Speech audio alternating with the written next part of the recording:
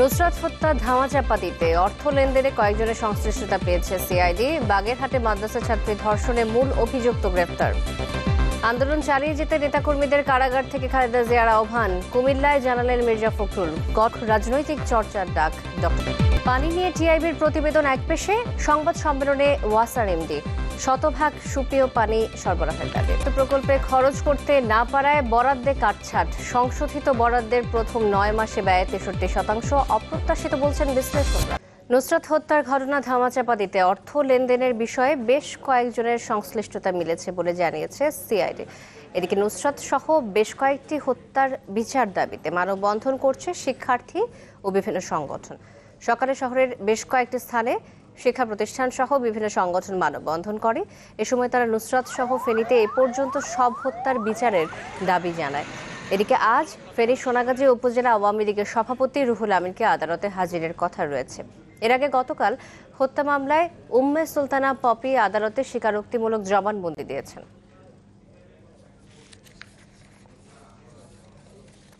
ফেনী থেকে যোগ দিচ্ছেন আমাদের সাথে দিলদার হোসেন, সেখানকার অবস্থা জানাতে। দিলদার, মানববন্ধনে অংশ নিচ্ছেন শিক্ষার্থীরা, কি অবস্থা দেখছেন সেখানে? আসলে কারা অংশ নিচ্ছেন মূলত?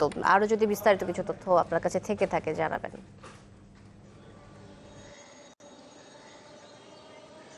আপনি যেমনটি বলছেন, মানববন্ধনে কারা অংশ নিচ্ছে। মানববন্ধন রাপি হত্যাকাণ্ডের ঘটনার পর থেকে এই সকল শিক্ষা প্রতিষ্ঠান ভিন্ন ভিন্নভাবে তারা বিভিন্ন কর্মসূচি পালন করে আসছেন, যে রাপি হত্যাকারীদের বিচারের দাবিতে।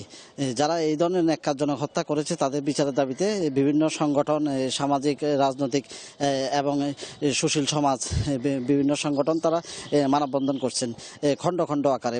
মানবাধিকার কর্মী আছে, সাংবাদিক সহ সকল শ্রেণী পেশার কর্মকর্তা কর্মচারী মানববন্ধনে অংশগ্রহণ করছেন। সকালে আপনার জি একাডেমি উচ্চ বিদ্যালয়ে মানববন্ধন করছেন। তার পরে আপনার শহরের ট্রাং রোডে মানবাধিকার কর্মী, সামাজিক সাংস্কৃতিক সংগঠন, এনজিও সবাই মানববন্ধন করছেন। তাদের সকলের একটা দাবি যে রাপি হত্যাকারী যারাই আছে প্রকাশ্যে অপ্রকাশ্যে তাদের সকলকে আইনের আওতায় এনে দৃষ্টান্তমূলক শাস্তি যেন দেওয়া হয়। পাশাপাশি তারা ফেনীতে যত ধরনের হত্যাকাণ্ড ঘটনা ঘটেছে সকল হত্যাকাণ্ডের বিচার দাবি করছেন। এর সাথে সাথে তারা প্রশাসনের যে নেগলেন্সি আছে কিনা এবং কার্পণ্য আছে কিনা এটাও খতিয়ে দেখার জন্য দাবি জানিয়েছেন। এ ছিল আমার সর্বশেষ। দিলদার, ধন্যবাদ আপনাকে। দিলদার হোসেন ফেনী থেকে আমাদের সাথে যোগ দিয়েছিলেন। বাগেরহাটের রামপালে মাদ্রাসা ছাত্রীকে ধর্ষণের ঘটনায় মাদ্রাসার অধ্যক্ষ ও মূল অভিযুক্তকে গ্রেফতার করা হয়েছে। পুলিশ জানায়, রামপালে মাদ্রাসা ছাত্রী নিবাসে থাকতেন ওই ছাত্রী। এ সময় মাদ্রাসার সামনের মুদি দোকানি ফেরদৌসের সাথে পরিচয় হয় তার। এতে গত 11 এপ্রিল রাতে মেয়েটিকে ধর্ষণ করে ফেরদৌস। এই ঘটনায় মাদ্রাসা কর্তৃপক্ষকে ব্যবস্থা নেওয়ার দাবি জানায় মেয়েটির পরিবার, কিন্তু বিষয়টি ধামাচাপা দেওয়ার চেষ্টা করে তারা। এছাড়া জেলার ফকিরহাটে 3 বছরের এক শিশুকে ধর্ষণের অভিযোগে থানায় মামলার পর আরমান নামে একজনকে গ্রেফতার করেছে পুলিশ। এই যারা দায়ী এর জন্য কঠোরভাবে বিচার চাই এবং এর সুস্থ যারা অন্যায়কারী তাদের শাস্তি হওয়ার দাবি জানাই। অভিযোগের প্রেক্ষিতেই আমরা ঘটনাস্থলে আসি এবং তার দেখানো মতে, শনাক্ত মতে একজনকে গ্রেপ্তার করতে সমর্থ হই। এই ঘটনায় আরও কেউ জড়িত থাকতে পারে, সে বিষয়টি খতিয়ে দেখা হচ্ছে। চাকরি ইস্যুতে পরস্পর বিরোধী অবস্থানে সরকারি পলিটেকনিক ইনস্টিটিউটের স্থায়ী ও খণ্ডকালীন শিক্ষকরা। প্রকল্পে নিয়োগ পাওয়া খণ্ডকালীন শিক্ষকদের দাবি, বিসিএস রাজস্ব ক্যাডারের সমমর্যাদায় তাদেরকে স্থায়ী করতে হবে। তবে এর ঘোর বিরোধী স্থায়ী শিক্ষকরা। তারা বলছেন, খণ্ডকালীন শিক্ষকদের দাবি মানা হলে পদোন্নতি সহ নানা সংকট দেখা দেবে। নিয়মতান্ত্রিকভাবে সমস্যা সমাধানের আশ্বাস দিয়েছেন শিক্ষা উপমন্ত্রী মহিবুল হাসান চৌধুরী নওফেল। মাহবুব কবির চপলের রিপোর্ট। কারিগরি শিক্ষার মান উন্নয়নে বিশ্বব্যাংকের সহায়তায় 2010 সালে দক্ষতা ও প্রশিক্ষণ উন্নয়ন স্টেপ প্রকল্প নেয় সরকার, যার আওতায় 2012 সালে পলিটেকনিক ইনস্টিটিউটগুলোতে খণ্ডকালীন শিক্ষক নিয়োগ দেওয়া হয় 1015 জনকে। প্রকল্পের মেয়াদ শেষ হলে বা পিএসসির মাধ্যমে এসব পদে নিয়োগ হলে তাদের চাকরির মেয়াদ শেষ হবে বলে উল্লেখ ছিল নিয়োগ বিজ্ঞপ্তিতে। 2 দফায় প্রকল্পের মেয়াদ বাড়িয়ে 2019 সালের জুন পর্যন্ত করা হয়। অনিশ্চিত অনিশ্চয়তা থাকায় এরই মধ্যে চাকরি ছাড়েন 139 জন। বাকি 876 শিক্ষক তাদের চাকরি রাজস্ব খাতে নেয়ার দাবিতে সোচ্চার। এখন যদি শিক্ষকগুলোর কোনো ব্যবস্থা না করে তাদেরকে অনিশ্চয়তার পথে ঠেলে দেওয়া হয়, এটা পলিটেকনিকের জন্য ক্ষতি, শিক্ষকদের জন্য ক্ষতি। আমরা এই খাতকে উন্নয়নের দিকে নিয়ে যাচ্ছি এবং সেটা কন্টিনিউ রাখতে চাই। হাইকোর্ট আমাদের পক্ষে রায় দিয়েছেন, বর্তমানে এটা আপিল ডিভিশনের প্রক্রিয়াধীন আছে। সরকারিকরণ হলে স্টেপ প্রকল্পের খণ্ডকালীনরা বিসিএস ক্যাডার ও নন ক্যাডার সমমর্যাদায় প্রথম ও দ্বিতীয় শ্রেণীর শিক্ষকের মর্যাদা পাবে। মন্ত্রণালয় রাজস্ব খাতে নেওয়ার আগে যদি সেই পদ প্রথম ও দ্বিতীয় শ্রেণী, তো তাহলে আমাদেরকে কনসাল্ট করবে। খণ্ডকালীনদের দাবি মেনে তাদের রাজস্ব খাতে নেওয়া হলে দেশের 49টি পলিটেকনিক ইনস্টিটিউটের 1600 স্থায়ী শিক্ষক বৈষম্যের শিকার হবেন। এর ফলে পদোন্নতি সহ বিভিন্ন ক্ষেত্রে জটিলতা বাড়বে বলে মনে করেন স্থায়ী শিক্ষকরা। যদি তাদেরকে আপনি অস্বাভাবিক প্রক্রিয়ায় আমাদের মাঝখানে ঢোকাতে চান, রেভিনিউর রেগুলার ম্যান পাওয়ার, তাদের মধ্যে কিন্তু একটা চরম অসন্তোষ বিরাজ করছে। আছে রাজস্ব, আছে প্রজেক্ট, আছে খণ্ডকালীন, এগুলা করতে করতে পুরো পলিটেকনিক সিস্টেমটাকে জগা খিচুড়ি ভাঙা দিচ্ছে। আলাদা পদ সৃজন করে এদেরকে নিতে হবে, অন্যথায় আমরা যারা জুনিয়র ইনস্টিটিউটে আছি তাদের এই অযৌক্তিক দাবি আমরা কোনোভাবেই মেনে নেব না।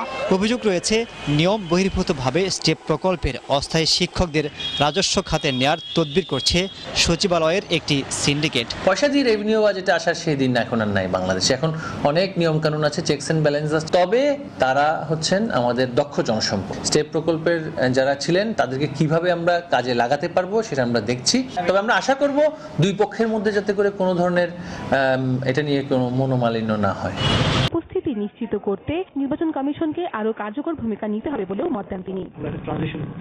নাজনীন লাকি, ডেইলি নিউজ, চট্টগ্রাম সংবাদ।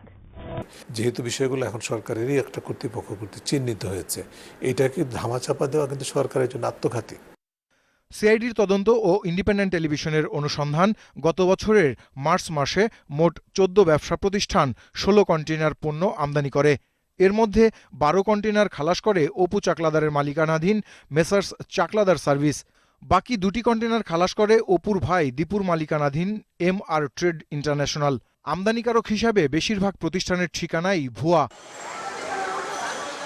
ইসলামপুরের হাসানুল্লাহ রোডের গুলশানারা সিটিতে আমদানিকারক জারার এন্টারপ্রাইজ, সিফাত ট্রেডিং ও মুভিং ট্রেড ইন্টারন্যাশনালের ঠিকানা দেওয়া থাকলেও সেখানে ওইসব প্রতিষ্ঠানের কোনো অস্তিত্ব নেই। যখন সিআইডি থেকে এনকোয়ারি করতে আসছে বা কিছু করছে, তখন আমরা পুঙ্খানুপুঙ্খভাবে বিশ্লেষণ দেখছি যে এই নামে কোনো দোকান এখানে আছে কিনা। আমাদের দেখা মতে আমরা এই ধরনের কোনো দোকান পাই নাই তারা এখানে। এসব ভুয়া প্রতিষ্ঠানের নামে এক্সিম ব্যাংক ইসলামপুর শাখা কিভাবে ঋণপত্র খুলেছে তাও খতিয়ে দেখছে সিআইডি। 64 জেলা নির্বাচন অফিসেই পাওয়া যাবে জাতীয় পরিচয়পত্রের সম্পর্কিত সব সেবা। নতুন হারানো বা পরিচয়পত্র সংশোধনের জন্য আসতে হবে না ঢাকায়। নিবন্ধন বিভাগ বলছে, গুরুত্বপূর্ণ এই সেবা নাগরিকদের দ্বারপ্রান্তে পৌঁছে দিতেই এ উদ্যোগ। আজ থেকেই এ সেবা চালুর কথা রয়েছে।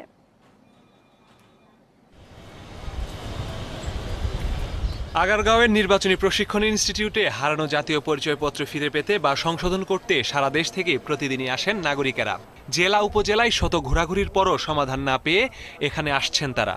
ভুলটা সংশোধন করার জন্য আমি খুলনা কয়েকবার চেষ্টা করেছি এবং সরকারি টাকা অর্থ জমা দিয়েই আমি যথাযথভাবে দরখাস্ত করছি, কিন্তু আমার এটা না হওয়ার কারণে আমি ফেড আপে তারপর আমি নির্বাচন অফিসে এটা চেষ্টা করেছি। 9 মাস এবং 9.5 মাস এরকম সময় লেগেছে। হ্যাঁ, এটা একটা বিরাট ধরনের সাফারিং। এবার এই হয়রানি বন্ধে এগিয়ে এসেছে নির্বাচন কমিশনের জাতীয় পরিচয় নিবন্ধন অনুবিভাগ। আগে নতুন হারানো বা সংশোধিত জাতীয় পরিচয়পত্র দেওয়া হতো ঢাকায় কেন্দ্রীয়ভাবে। এখন শুধু ঢাকায় নয়, 64 জেলা নির্বাচন অফিস থেকে হবে এসব কাজ।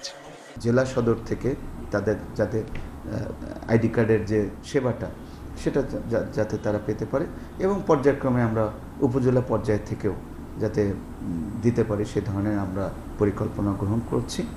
জাতীয় পরিচয়পত্রের গুরুত্ব তুলে ধরে নিবন্ধন অনুবিভাগ বলছে, সে কারণেই এ সেবা শতভাগ ভোগান্তিমুক্ত করতে উদ্যোগ নিয়েছে তারা। জাতীয় পরিচয়পত্র সেবা বিকেন্দ্রীকরণে হয়রানি বন্ধেরও আশা তাদের। মানুষের যাতে ভোগান্তি না হয়, মানুষ যাতে হয়রানির শিকার না হয়, সেই জন্য ইতিপূর্বে ছিল যে সেন্ট্রালি কিন্তু সব কিছু কন্ট্রোল করা হতো।